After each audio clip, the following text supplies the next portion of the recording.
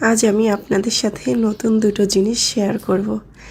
এক হচ্ছে এটা কি পিঠা সেটা, আর দ্বিতীয়ত কথার মাঝেই দেখতে পাবেন। চলেন। আসসালামু আলাইকুম, সবাই কেমন আছেন? আশা করি সবাই ভালো আছেন। আলহামদুলিল্লাহ, আমিও ভালো আছি। আমি আজ বানাবো সাগু পিঠা। আমি কিছুটা সাগু নিয়ে নিচ্ছি, আর হচ্ছে আপনার অল্প একটু লবণ দিয়ে দিয়েছি, আর কিছুটা পানি দিয়ে এভাবে মাখিয়ে নিয়েছি। একে একে করে আমি পিঠাগুলো বানিয়ে নিব। এইভাবে করে প্রত্যেকটা পিঠা বানিয়ে নিব। এভাবে করে আমি পিঠাগুলো সব বানিয়ে নিয়ে দেখেন, আমার কিন্তু পিঠা সবগুলো বানানো শেষ।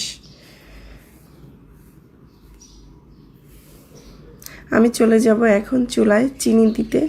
চিনিটা এভাবে করলে হয় কি, আপনার দুধের কালারটা সুন্দর আসে, দেখতেও সুন্দর লাগে।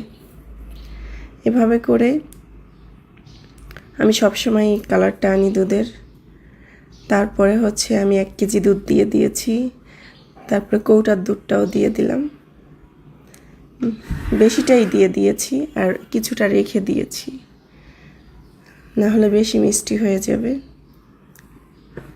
পিঠাগুলোও আমি দিয়ে দিব।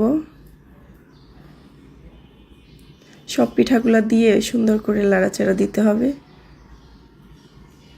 তারপর আমি এলাচ, দারচিনি, তেজপাতা এগুলো দিয়ে দিয়েছি।